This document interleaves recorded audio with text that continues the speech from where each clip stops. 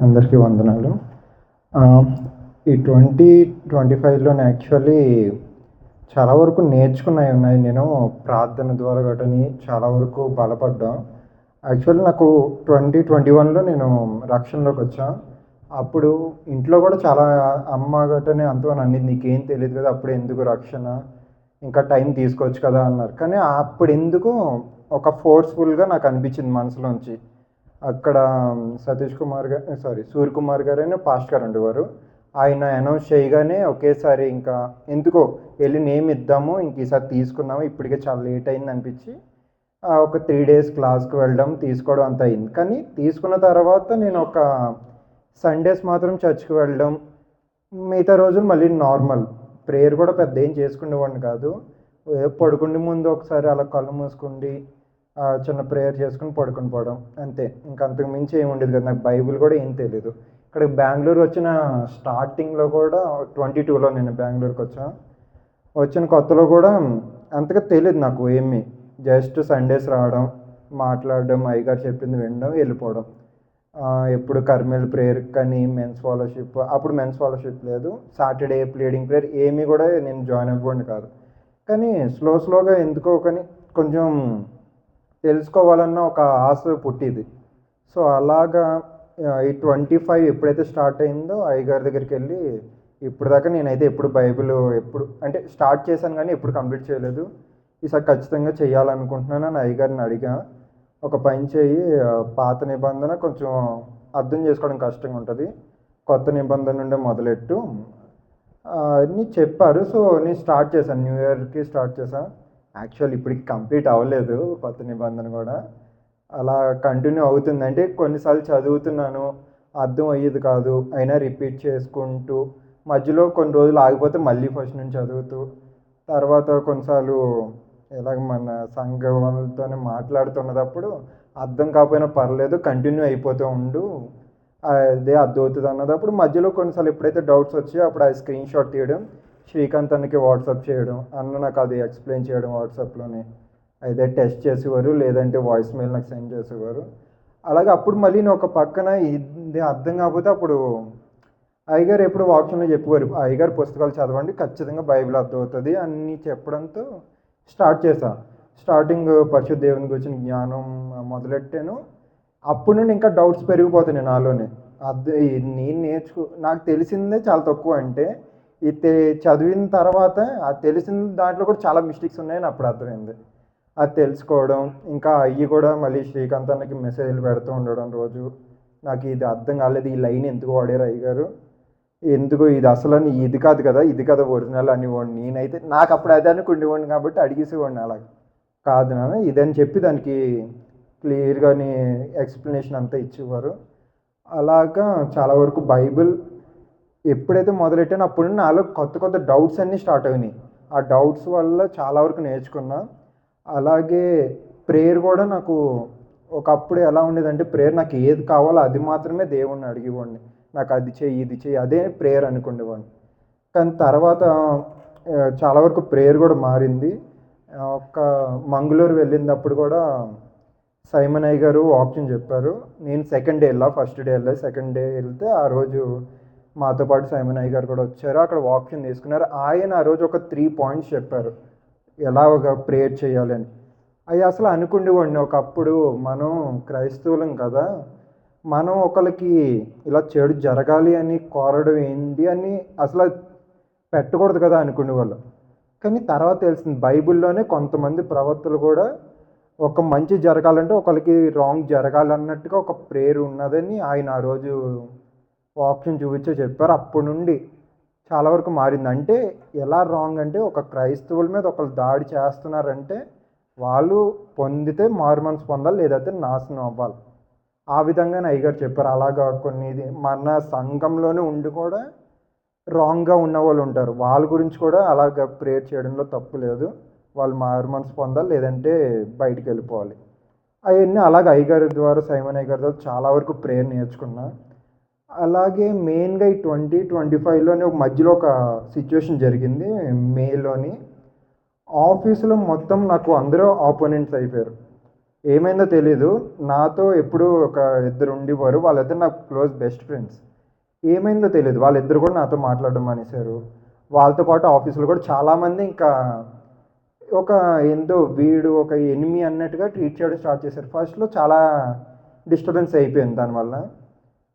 అప్పుడు అయ్యగారు కటనే ఎందుకు ఆ టైంలో అయ్యగారు ఇక్కడ లేనట్టున్నారు. సో, అరుణక్కతో మాట్లాడాను నేను. అంటే ఆ రోజు అరుణక్క దగ్గరికి ఒక సండే నేను చర్చ్‌కి రాలేదు. సో, రక్త శరీరాలు తీసుకోవాలని చెప్పి అయ్యగారికి చెప్తే అక్క దగ్గర ఉంటది ఎళ్లి తీసుకో అన్నారని అక్కడికెళ్ళా. అక్కతోని మాట్లాడుతున్నాను, తీసుకున్నాను. కానీ నా ఆలోచనలో ఒక పక్కనైతేని బయటికి చూపించలేకపోతున్నాను. లోన ఒక దుఃఖం. ఎందుకో ఆఫీస్‌లో నన్ను అందరూ ఇలా హేట్ చేస్తున్నారని.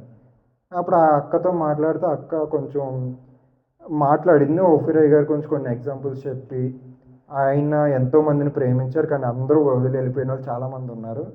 కానీ అయినా ఆయన ఎంతో బలంగా ఉన్నారని అక్క చెప్పింది. అప్పుడు చెప్పినప్పుడు చాలా ధైర్యంగా అనిపించింది. కానీ రూమ్‌కెళ్ళాక మళ్ళీ ఒక బాధ.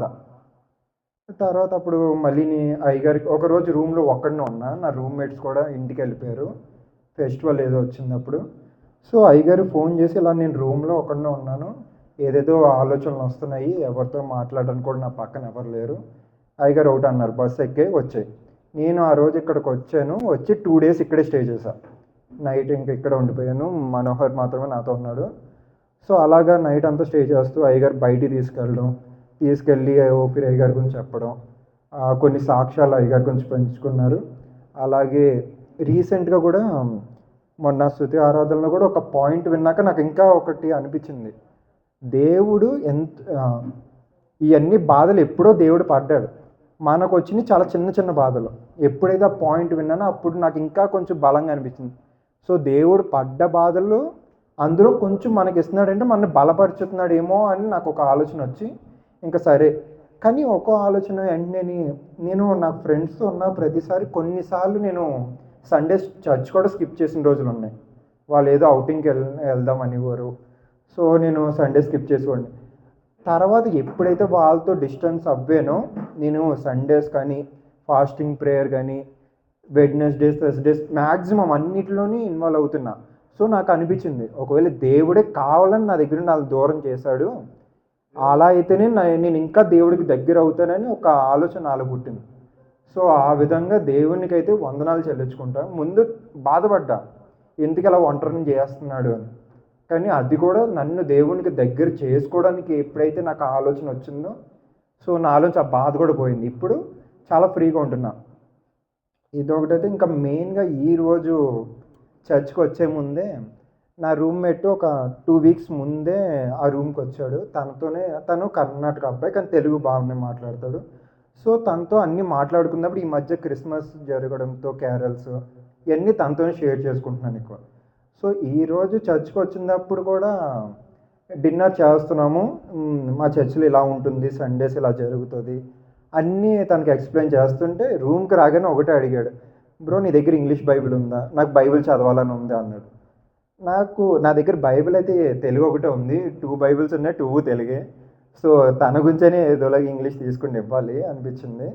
ఎందుకంటే ఏమో నా మాటలు తనకి ఎలాగ అనిపించిందో నాకు తెలీదు. కానీ దేవుడు ఒకవేళ తనని తీసుకురావాలనుకుంటున్నాడేమో అని ఒకటి అనిపిస్తుంది. సో, తనకి బైబిల్ ఇవ్వాలనుకున్నా. అలాగే బుక్స్ గురించి కూడా చెప్పా. ఇలాగా అయ్యగారు మాకు ఓఫీర్ అయ్యగారు ఒక ఆయన ఉన్నారు. ఆయన ట్రాన్స్‌లేట్ చేస్తున్నారు ఇప్పుడు అన్నీ.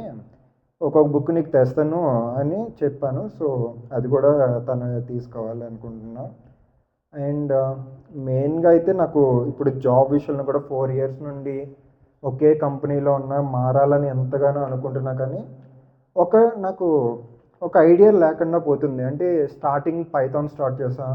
అది ఒక 50% ఆఫ్ పైథాన్ కోర్స్ కంప్లీట్ చేసిన తర్వాత మళ్ళీ వేరే వాళ్ళకి సజెస్ట్ చేయడం. అజూర్‌కి వెళ్ళా. తర్వాత లైనెక్స్ కంప్లీట్ చేశా. ఇలాగ 4, 5 కోర్సెస్ కంప్లీట్ చేశా. మళ్ళీ ఒక ఆలోచన వస్తుంది. నేను ఒకప్పుడు యానిమేషన్ మీద బాగా ఎక్కువ ఇంట్రెస్ట్ ఉండేది. యానిమేషన్, వీడియో ఎడిటింగ్ ఇవన్నీ. ఒకవేళ దానికే వెళ్ళిపోదామా? లేదా కొత్తగా డేటా సైన్స్ నేర్చుకుందాం ఎలా? సో, అది దేవుడి మీదే భారం వేసేసాను ఇంకా. ఆయన ఏది చూపిస్తే దాని మీద వెళ్ళిపోదామని అనుకుంటున్నా. సో, మెయిన్‌గా అయితే నాకు ఈ సంఘానికి రావడం వల్ల నేర్చుకునేవి చాలా అంటే చాలా ఉన్నాయి. నాకు ఇంకా చెప్పాలంటే ఒక 1% కూడా నాకు వాక్యం తెలీదు. కానీ ఆ తెలిసింది కూడా నేను ఇక్కడికి వచ్చాక చాలా నేర్చుకున్నా. ప్రార్థన చేయడం కానీ, బైబిల్ రోజు చదవాలి. కొన్నిసార్లు ఈ మధ్య నాలో ఒక భయం పుట్టుకొస్తుంది. ఎప్పుడైనా బైబిల్ చదవకపోతే ఆ రోజు నాకు ఒక భయం. మొన్న 19th క్యారల్స్కి వెళ్ళిన రోజు ముందు అయ్యగారితో అదే మాట్లాడా. అయ్యగారు తెలియని ఒక భయం పుడుతుంది లోన, బైబిల్ చదవలేకపోతున్నాను. దాని అంతని నేను ఒక 1 వీక్ అయింది బైబిల్ చదివి. ఏదో కరెక్ట్గా ఆ టైంలో వేరే వేరే పనులకి వెళ్ళిపోవడం, ఖాళీగా ఉన్నా సరే ఆ టైంలో నాకు వేరే ఆలోచనలు వస్తున్నాయి తప్ప బైబిల్కి వెళ్ళాలి అన్న ఆలోచన కూడా నాకు రావట్లేదు. కానీ డే ఎండింగ్ మాత్రం మనసులో ఒక భయం పుట్టుకొస్తుందంటే అయ్యగారు కూడా చెప్పారు, ఒక విధంగా అది మంచిదే, నీకు ఆ భయం ఉంది కదా, దానివల్ల ఖచ్చితంగా నీకు వస్తుంది ఒకరోజు ఖచ్చితంగా చదవడం గట్రా అని చెప్పారు. అలాగే రోజు రోజు చదవడం వల్ల కూడా ఈ మధ్య తెలుగు కొంచెం బాగానే చదవడం కూడా వస్తుంది. ముందులో నేను చాలా గుడించుకుని చదువుకొని మధ్య వాక్యం చదివి చదివి కొంచెం బాగానే వస్తుంది. అండ్ ఇందా ప్రవీణ్ చెప్పినట్టు ఫ్యామిలీలో కూడా చాలా చేంజెస్ వస్తున్నాయి ఈ మధ్య. డాడీ కూడా ఫుల్గా ఇంకా అంటే మాకన్నా ముందే రక్షణ పొందారు, కాకపోతే సత్యం తెలీదు డాడీకి, కానీ దేవుళ్ళో ఉన్నారు. ఆయన కూడా ఈ మధ్య బాగా ప్రేయర్లో బాగా ఎక్కువసేపు ఉండడం, ఆయనంతటా ఆయనే చర్చ్కి వెళ్దామని ముందు అందరినీ ఫోర్స్ చేసి తీసుకెళ్ళడం. అండ్ అమ్మ హెల్త్ విషయంలో కూడా చాలా చేంజెస్కి వచ్చి మంచి రిపోర్ట్ వస్తుంది. సో ఇవన్నీ దేవుడు ఒక మంచి కార్యం జరిపిస్తున్నాడని నమ్ముతూ దేవునికి వందనాలు చెల్లించుకుంటాను. ఆమేన్. నీలో నిలచి ఆత్మ ఫలములు ఫలించుట కొరకు, నీలో నిలచి ఆత్మ ఫలములు ఫలించుట కొరకు, నాపై నిండుగా ఆత్మవర్షము కుమ్మరించు, నాపై నిండుగా ఆత్మవర్షము కుమ్మరించు, కృపామయుడా నీలో నా కృపామయుడా నీలో నా సింపజే నందునా దిగో నా స్తుతుల సింహాసనం నీలో నివసింపజేసి నందునా, ఇదిగో నా స్తుతుల సింహాసనం, కృపామయుడా